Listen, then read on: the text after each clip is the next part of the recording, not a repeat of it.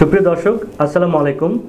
Doctors টিভির নিয়মিত শিশু স্বাস্থ্য বিষয়ক অনুষ্ঠান আজকের সোনামণি দেখবার জন্য আপনাদের সকলকে আমন্ত্রণ জানাচ্ছি। পুরো অনুষ্ঠান জুড়ে আপনাদের সঙ্গে আছি আমি ডক্টর শাকিলুর রহমান খান। আমাদের আজকের অনুষ্ঠানের আলোচনার বিষয় ডায়রিয়া। আজকের স্টুডিওতে উপস্থিত আছেন শিশু পুষ্টিতে বিশেষভাবে প্রশিক্ষণপ্রাপ্ত এবং ঢাকা কমিউনিটি মেডিকেল কলেজের শিশু বিভাগে কর্তব্যরত ডক্টর তৌকিতুল আলম সরকার চয়ন। চলুন ওনার সাথে কথা বলি। আপনাকে স্বাগতম জানাচ্ছি আমাদের আজকের অনুষ্ঠানে। ধন্যবাদ আপনাকে। আমাদের ডক্টরস টিভির সকল দর্শক শুভানুধ্যায়ী সবাইকে আন্তরিক শুভেচ্ছা অভিনন্দন জানিয়ে আজকের অনুষ্ঠান শুরু করছি। ধন্যবাদ। আমাদের আজকের বিষয় হচ্ছে শিশুদের ডায়রিয়া নিয়ে আমরা কথা বলবো। আমরা আরেকটু বিস্তারিত জানতে চাচ্ছি, আসলে ডায়রিয়া যদি একটি শিশু আক্রান্ত হয় তাহলে তার পরবর্তীতে সমস্যাগুলো কী হতে পারে? জি, ধন্যবাদ। এটা কিন্তু আসলে খুবই ইম্পর্ট্যান্ট একটা ইস্যু, এবং আমার মতে যে মায়েদের কিন্তু এই জিনিসগুলো আসলে খুবই গুরুত্ব সহকারে লক্ষ্য করা উচিত। যেমন হচ্ছে, যদি বাচ্চার ডায়রিয়া হয়, ফার্স্টে যেটা হয় যে বাচ্চার প্রচুর পরিমাণে পায়খানার সাথে মলের সাথে পানি বের হয়ে যায়, যার কারণে কিন্তু বাচ্চা পানি শূন্য হয়ে যেতে পারে।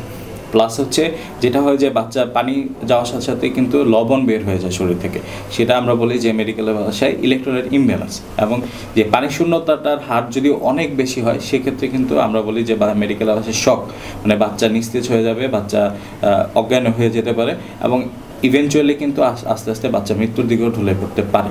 তো আমাদের কিন্তু ডায়রিয়াটা মাথায় রাখতে হবে যে এখনও কিন্তু বাংলাদেশে অনেক পরিমাণ বাচ্চা, অনেক সে পরিমাণটা অনেক হবে যে বাচ্চারা কিন্তু ডায়রিয়া কিন্তু মৃত্যুবরণ করছে। তো এই জিনিসগুলো কিন্তু আমাদের মাথায় রাখতে হবে। ধন্যবাদ আপনাকে। আপনার আলোচনা থেকে একজন দর্শক প্রশ্ন করেছেন যে শিশুদের পানি শূন্যতার বোঝার উপায়টি কি আসলে? জি, ধন্যবাদ। এটা খুবই গুরুত্ব সহকারে দেখতে হবে যে আমাদের পানি শূন্যতা আমরা কখন বলতে পারবো। তো আমাদের সাধারণ মায়েদের কিন্তু এই জিনিসগুলো আসলে মাথায় রাখতে হবে, যেমন পানি শূন্যতা কখন বলবো। পানি শূন্যতা বুঝতে হলে আমাদের মেডিকেলের ভাষায় আমরা অনেক ধরনের টার্ম আছে, কিন্তু আমি খুবই সহজভাবে যেন সাধারণ মানুষ বুঝতে পারে সেই জন্য আমি কিছু জিনিস বলেছি। যেমন হচ্ছে, বাচ্চা একদম দুর্বল হয়ে যেতে পারে, বাচ্চার পানি খেতে চাচ্ছে তখন দেখবেন যে পানি খেতে পারছে না, অথবা পানি খুবই তাড়াতাড়ি মনে হবে যে ও অনেক বেশি তৃষ্ণার্ত, এরকম হলে বুঝতে হবে যে পানি শূন্য হয়ে আছে। এবং খুব ইম্পর্টেন্টলি এগুলো হয়তো বা আমাদের সাধারণ মায়েরা বা বাবারা এটা না বুঝতে পারেন, কিন্তু ওনাদের যেটা বোঝার জন্য যেটা সবচেয়ে বেশি গুরুত্বপূর্ণ সেটা হচ্ছে বাচ্চার প্রস্রাবের পরিমাণ ঠিক আছে কিনা সেটা দেখতে হবে। যদি দিনে মিনিমাম 4 থেকে 6 বার প্রস্রাব হয় তাহলে বুঝতে হবে যে না, পানির পরিমাণ মোটামুটি ঠিক আছে, কিন্তু তার চেয়ে যদি কমে যায়, যেমন গত 12 ঘন্টা 24 ঘন্টা ধরে একটা বাচ্চা ডায়রিয়ার পরে প্রস্রাব করছে না, তখন কিন্তু অবশ্যই মাথায় রাখতে হবে যে বাচ্চা কিন্তু ডেফিনেটলি বাচ্চা পানি শূন্যতায় ভুগছে, এবং তখন কিন্তু অতি সত্বর নিকটস্থ হাসপাতাল অথবা চিকিৎসকের শরণাপন্ন হতে। তার মানে হচ্ছে আমাদের পানি শূন্যতার বিষয়টিকে খুব গুরুত্ব সহকারে দেখতে হচ্ছে। ধন্যবাদ আপনাকে। একজন প্রশ্ন করেছেন, ডায়রিয়া হলে বারবার স্যালাইন খাওয়াতে হয়, কোন বয়সে আসলে কতটুকু স্যালাইন খাওয়াবে? এটা আসলে খুবই একটা বার্নিং ইস্যু, যে মায়েরা কিন্তু আসলে বুঝতে পারেন না যে আসলে কতটুকু স্যালাইন খাওয়াবো। অনেক সময় দেখা যায় যে অনেক বেশি স্যালাইন খাইয়ে ফেলেন বা কম স্যালাইন খাইয়ে ফেলেন।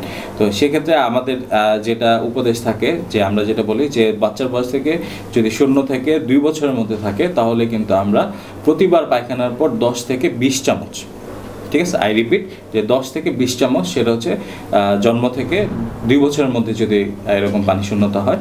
আর 2 বছর থেকে 12 বছরের মধ্যে যদি হয় তাহলে হাফ গ্লাস থেকে 1 গ্লাস প্রতিবার পায়খানার পর, এবং 12 বছরের উপরে যদি হয় তাহলে সেক্ষেত্রে 1 গ্লাস থেকে 2 গ্লাস খাবার স্যালাইন খেতে পারবে। বাহ, বেশ সুন্দর।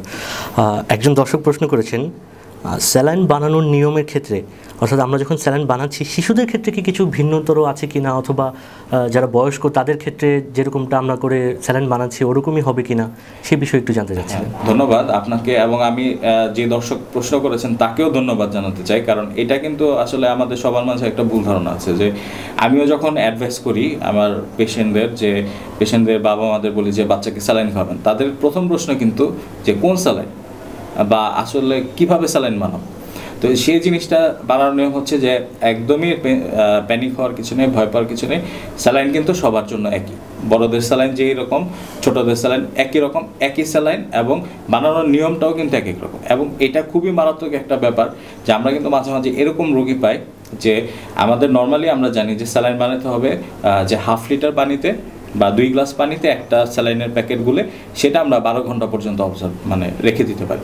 কিন্তু খুবই মারাত্মকভাবে আমরা খেয়াল করি কিছু কিছু মায়েরা বা বাবারা তাদের অজ্ঞতার কারণে যেটা হয় যে 1 গ্লাস পানিতে একটা স্যালাইন গুলিয়ে ফেলে, এবং ওই স্যালাইন কিন্তু বাচ্চাদের খাওয়াচ্ছে, এবং যার ফলশ্রুতিতে মারাত্মক লবণের তারতম্য দেখা দেয়, যেটাকে আমরা বলি যে ইলেকট্রোলাইট ইমব্যালেন্স। এবং এটার জন্য কিন্তু বাচ্চা অনেক সময় এমন ক্রিটিক্যাল কন্ডিশনে চলে যায় এবং আইসিইউ পর্যন্ত যেতে হয়। তো সেই ক্ষেত্রে কিন্তু আমাদের এই কম্পোজিশনটা কিন্তু আমাদের খুবই গুরুত্ব সহকারে দেখতে হবে। এবং আমি আবারও বলছি সবার জ্ঞাতার্থে যে আমরা 1/2 লিটার পানি বা 2 গ্লাস পানিতে একটা স্যালাইন গোলাবো, এবং ওইখান থেকে যেটা বললাম আগেই বলেছি বিভিন্ন বয়স অনুযায়ী সেই পরিমাণ স্যালাইন খাওয়াবো, এবং এটা কিন্তু আমরা 12 ঘন্টা পর্যন্ত রেখে দিতে পারি, এবং 12 ঘন্টা পরে কিন্তু আমরা সেটা ডিসকার্ড করে ফেলি। খুব সুন্দর, আশা করছি দর্শকরা খুব সহজভাবে বুঝে নিতে পেরেছে স্যালাইন বানানোর কৌশলটি। ধন্যবাদ। প্রতিটি শিশুর মা বাবাই চান তার শিশুটি সুস্বাস্থ্যবান ও বলবান হয়ে উঠুক, এটি সকলের কাম্য, কেননা আজকের শিশু আগামীর ভবিষ্যৎ। আশা করছি আজকের অনুষ্ঠান দেখে আপনারা সকলে উপকৃত হয়েছেন। আগামী অনুষ্ঠান দেখার জন্য সবাইকে আমন্ত্রণ জানিয়ে রাখছি। আজ বিদায় নিচ্ছি, আল্লাহ হাফেজ, ধন্যবাদ।